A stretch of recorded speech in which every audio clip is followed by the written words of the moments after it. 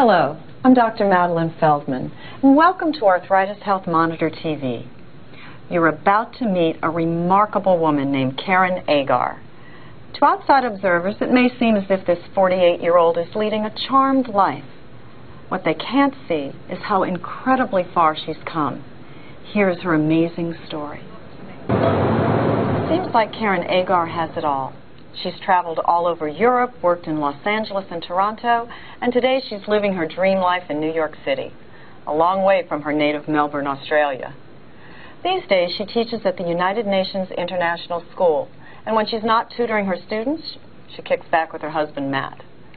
They like to hang out at home cooking, listening to music, or just enjoying the view from their balcony. Other days you might spot Karen at her favorite cafe, or walking her dog Willie around the neighborhood.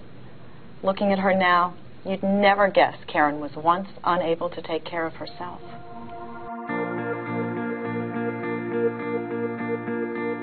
When I was just 17, I was diagnosed with an aggressive form of rheumatoid arthritis, an autoimmune disease that attacks the joints.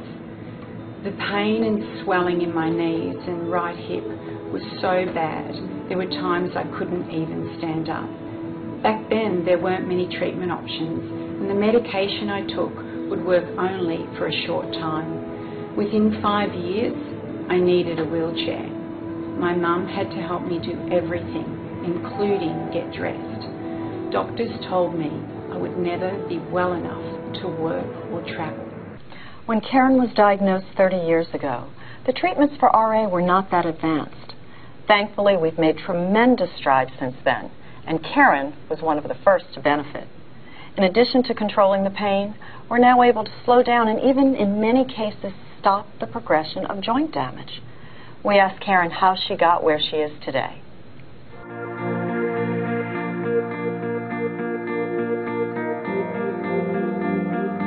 Well, I think actually being in a wheelchair forced me to really acknowledge and try and comprehend what it was to have rheumatoid arthritis. And then after that, I took the time to contemplate the sort of lifestyle changes that I'd have to make, and one of those was really trying to work on adopting a more positive mindset. And then I really had to reassess my treatment and think about the medications that were going to be good for me in a combination.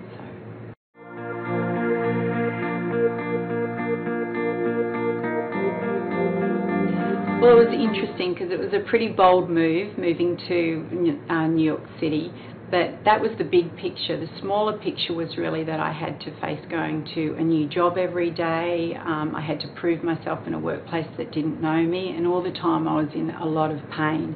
I'd have to shuffle to work in the snow because my feet were so swollen. Once I got to work, I'd be exhausted. And then I'd have to roll around the classroom to correct the children's work on a chair with wheels because I couldn't walk around, and I couldn't hold a pen properly or raise my arm to the board. And it was hard, it was really hard. And then what started to happen was the flares became more and more frequent. And it was really when the illness started to impact my work that I thought, oh, I have to go and find a rheumatologist.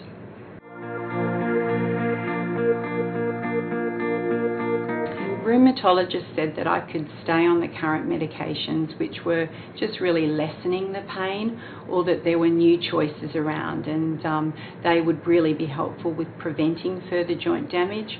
So it was really a turning point for me because it was a change in medication, and it was a change in the relationship really that I was having with my rheumatologist, because we were really sharing the responsibility.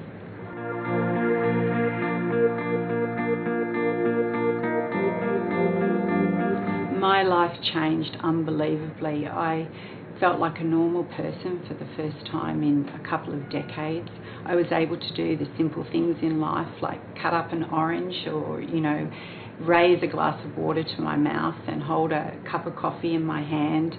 I was also psychologically in a much better place because I didn't fear my future anymore. Being on the medications just gave me hope, and I was more optimistic on a day-to-day basis.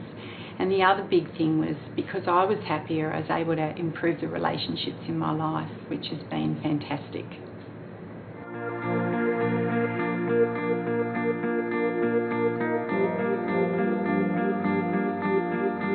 So honey, I wanted to celebrate with you tonight your achievements and for being a beautiful wife and my wife, and for coping so well with your bravery with your affliction or your disease, rheumatoid arthritis. So a toast to you. Thanks, honey. It means a lot to me.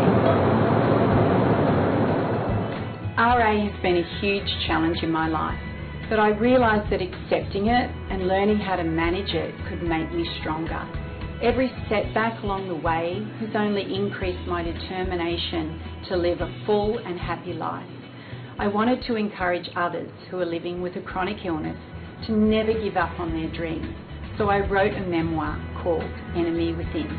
I've also become an arthritis advocate in the United States and Australia, and often speak at events to share my story. Helping others brings me so much satisfaction. Today, I've made peace with my illness, but will never let it define me or stop me from pursuing my hopes and dreams. As you can see, RA isn't standing in Karen's way, and that's wonderful. Throughout her journey, she's maintained an open and honest relationship with her rheumatologist, and that's key. You can enjoy similar benefits with your RA treatment.